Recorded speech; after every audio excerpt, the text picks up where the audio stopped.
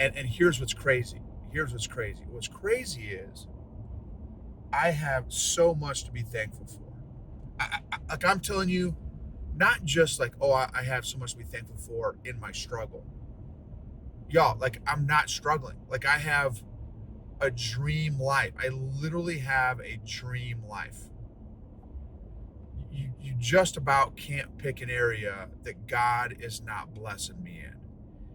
He is blessing me in so many different areas. I have so much to be thankful for. And I think that is the problem. Like, because what's kicking in is this self-sabotage, which is super way deep. Like so deep that I didn't realize it until recently. So I've been struggling again, like I said, 2 or 3 months, but it's just now coming to the surface of like, what is going on here? What's the deal? And I think it's because life is going so well, getting blessed in so many of these different areas, that my unworthiness is kicking in, my undeservingness is kicking in, my fear of success is kicking in, and my self-sabotage is kicking in. Welcome to the EQ Gangster podcast, where you will learn practical tools to grow your mental and emotional health and intelligence to be the best version of yourself, both at work and at home. It is real, raw, and transformational. The journey of emotional growth isn't easy, but it's worth it. I believe in you.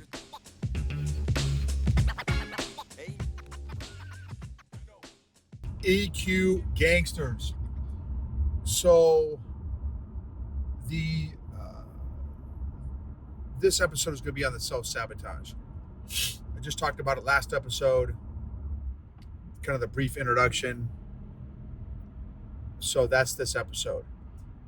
But I want to start off with what I'm grateful for. I'm grateful for pine trees. I'm thankful for the smell that pine trees have. I'm thankful for the smell of like a sawmill, like wood construction, just wood. Love that smell. Love the campfire smell. I love campfires. I'm so thankful for getting quality time with my family. I'm thankful for my health. I'm thankful for the ability to do hard things. I'm thankful that I enjoy doing hard things. I'm thankful for jiu-jitsu and the jiu-jitsu community. I'm thankful for the opportunity to learn and grow and change and fail and dream.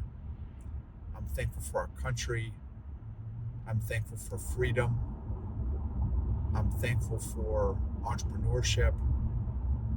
This episode is on self-sabotage. I have been in a funk the last, low-key, probably in the last 2 months, in and out of a funk, maybe 3 months, in and out of funk/depression.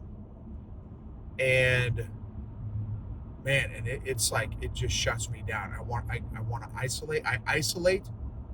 I get aloof. I get quiet. I go inside. I get real melancholy. I can get also short and irritable, frustrated, upset fairly quickly. Drive drops tremendously. Motivation drops tremendously. I just want to like sit and veg. And which I think what my connection is, that is all part of the sabotage, of the self-sabotage. And here's what's crazy. Here's what's crazy. What's crazy is I have so much to be thankful for. Like I'm telling you, not just like, oh, I have so much to be thankful for in my struggle. Y'all, like I'm not struggling. Like I have a dream life. I literally have a dream life.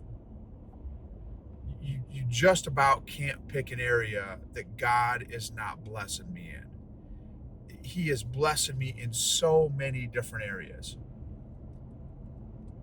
I have so much to be thankful for. And I think that is the problem. Like, because what's kicking in is this self-sabotage, which is super way deep, like so deep that I didn't realize it until recently. So I've been struggling again, like I said, 2 or 3 months, but it's just now coming to the surface of like, what is going on here? What's the deal? And I think it's because life is going so well, getting blessed in so many of these different areas, that my unworthiness is kicking in, my undeservingness is kicking in, my fear of success is kicking in, and my self-sabotage is kicking in. My imposter syndrome is kicking in. Because like, whoa, I can't be growing and impacting people and making money and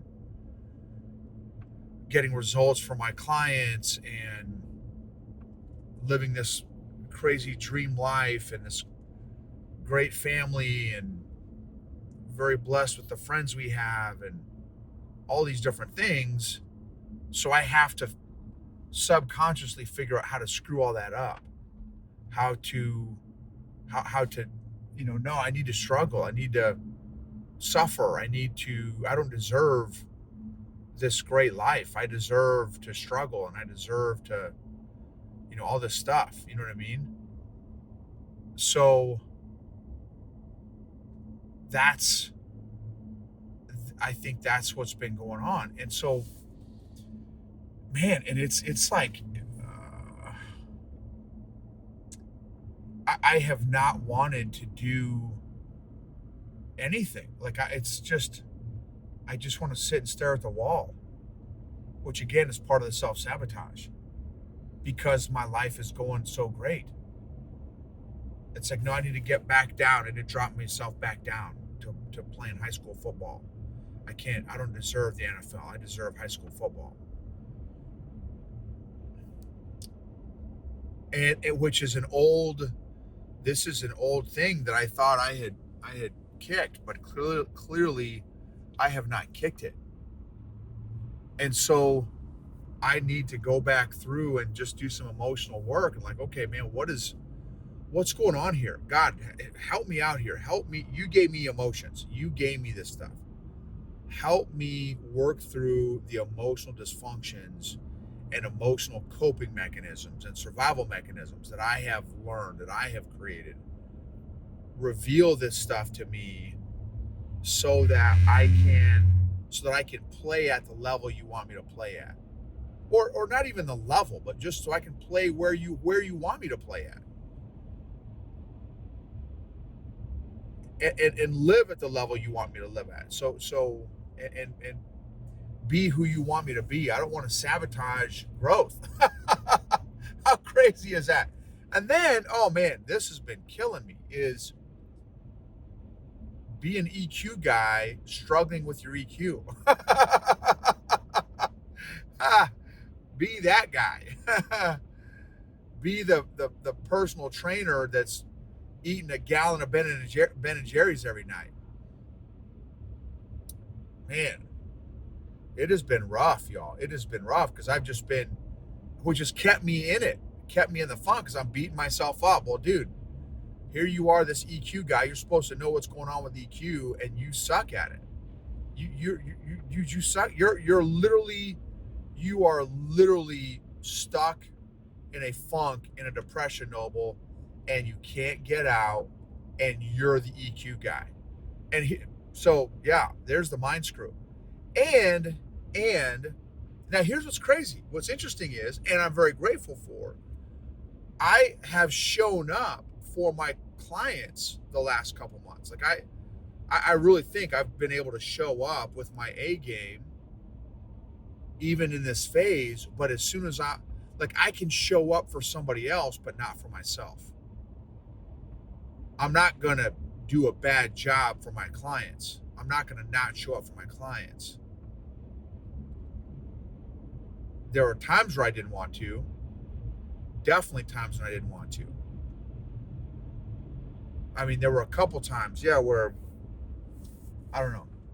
And then here's another one too, man. I had a chat with a VA recently, the VA hospital. You want to talk about getting triggered? Man, that just puts me in a funk because again, my mindset has been, I shouldn't have issues. I shouldn't have stuff to work on. I haven't had all these hardcore combat stories. No, none of that. I should be better, stronger, tougher, right? And here I am. so I need to objectively, which it's tough to be objective when you're in a funk, when you're emotional. It's almost like an oxymoron. And put on my inspector detective hat, safari hat, do the inspection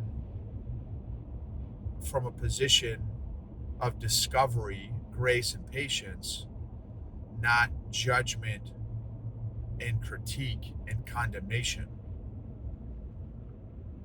So, and again, I'm saying all this stuff, I'm externally processing. I'm not saying I'm good at it. Clearly, I'm not saying I'm good at it yet.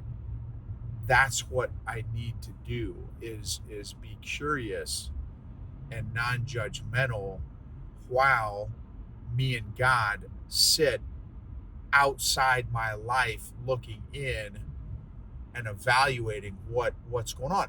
Here's the other big one that God got me on the last time I had a big self-sabotage moment is, who's bringing you these opportunities, Noble? It's not you. So, dude, it's God. God is bringing me these opportunities. So he's like, dude, I wouldn't bring you these opportunities that you couldn't handle, that you couldn't do. So, dude, right? So that's another big one. That's been very helpful. That I need to do some more reflection and prayer on. So, and as I do more work and get some more traction in this area, I will definitely share my thoughts and insights. Create a list of questions. If you find yourself self-sabotaging, what are the areas you're self-sabotaging in? Can you figure out what the origin story is of your self-sabotage and imposter syndrome?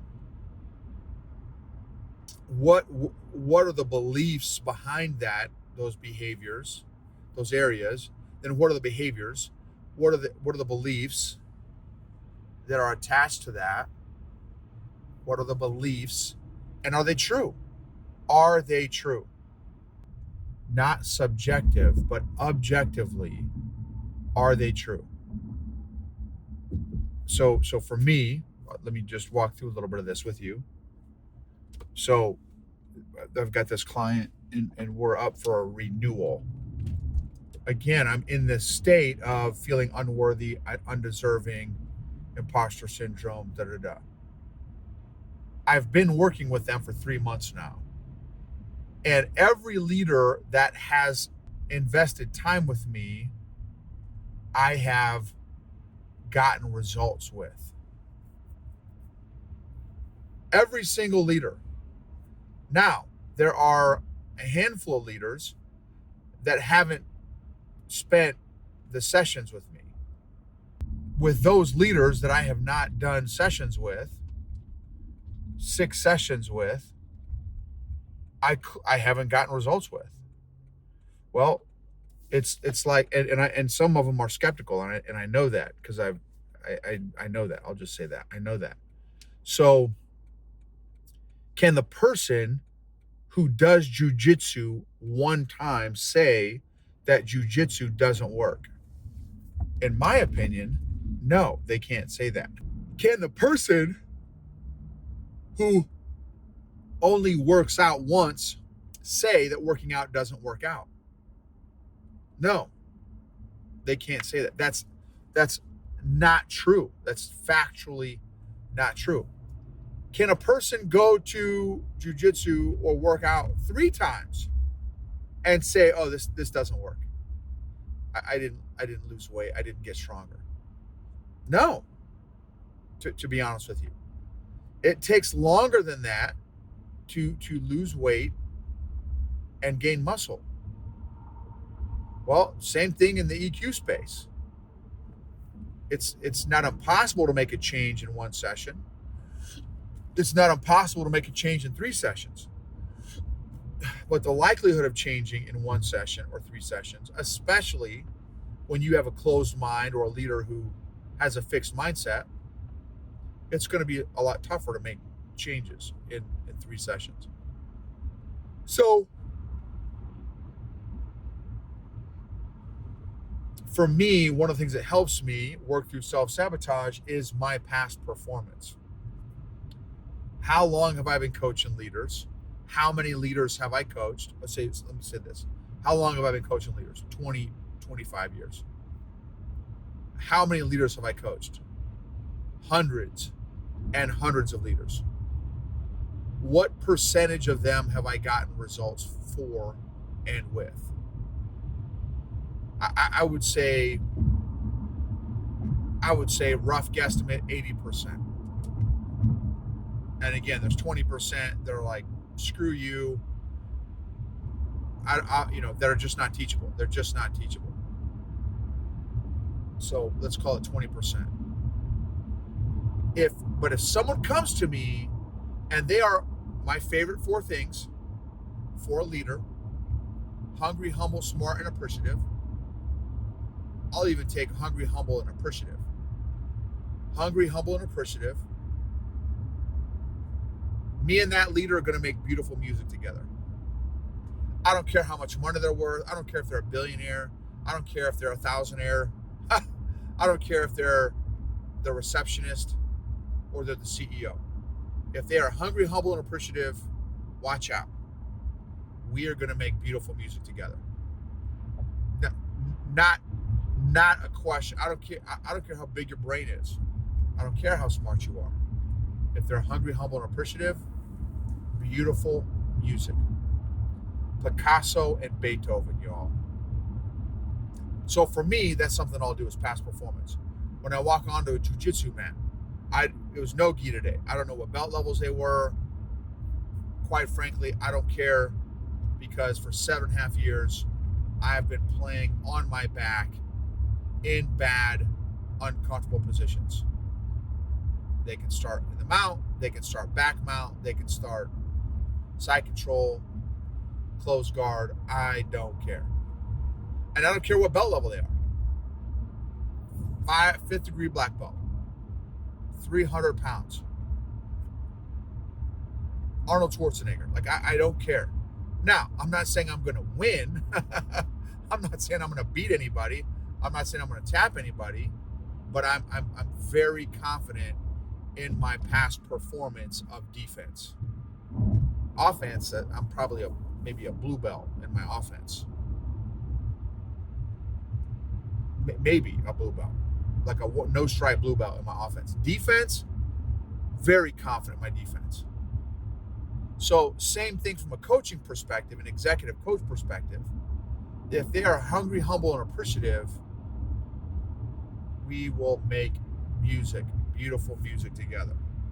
So past performance is a big thing. Who has given me the gifts is another big thing. Who has given me the gifts? And what amount of time have I spent investing in growing and changing? And then, how am I still growing and changing? It's another big one. Am I still spending time with the Lord, spending time in God's Word? Am I still pursuing learning lessons, pursuing growth and change? 100%. 100%. So those are some things that I think will help me work through this self-sabotage. Also, another one. Oh, who did I just talk to? Oh, my kid. I got this from my kid. This is so funny. In a good way. This is funny, good funny. I got this from my kid. I said, how do you work through your funks? She's 16. She's a thinker, man. Thinker. She's a DC, dominant, conscientious personality, like my wife. She's like, oh, I think a worst case scenario, and then I backwards plan.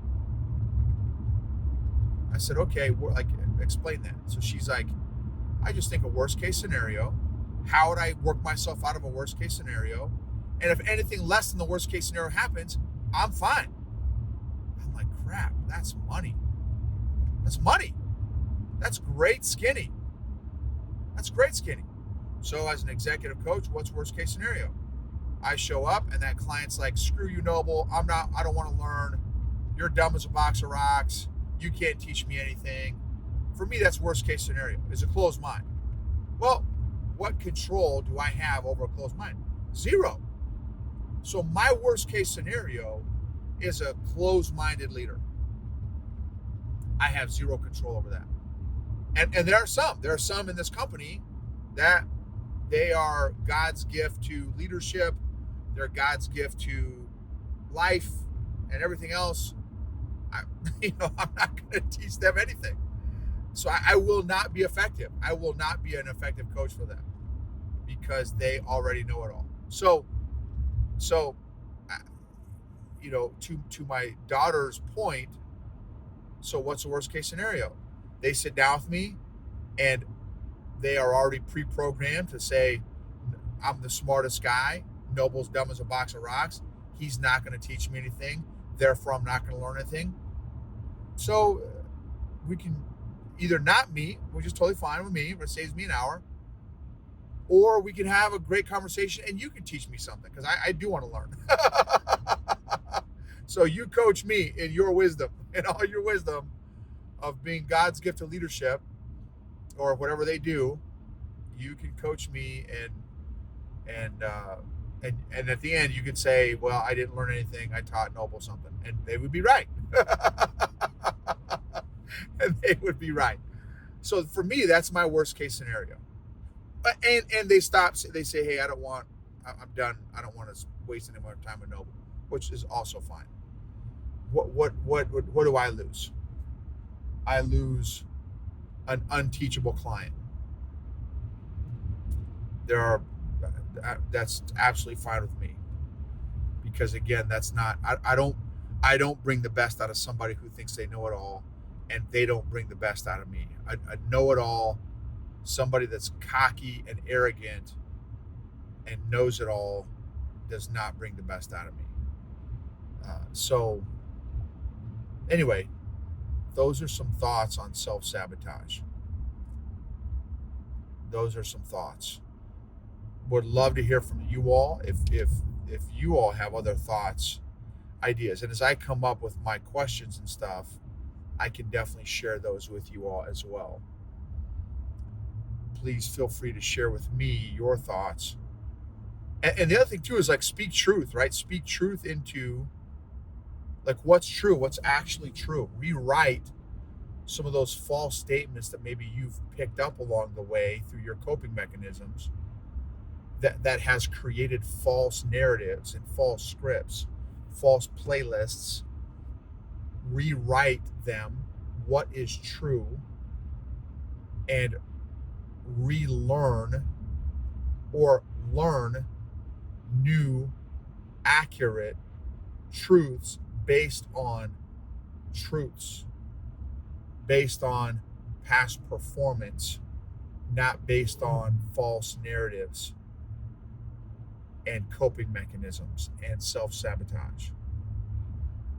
Thank you for being a part of this journey. Grace, patience, curiosity, not judgment, critique, and condemnation.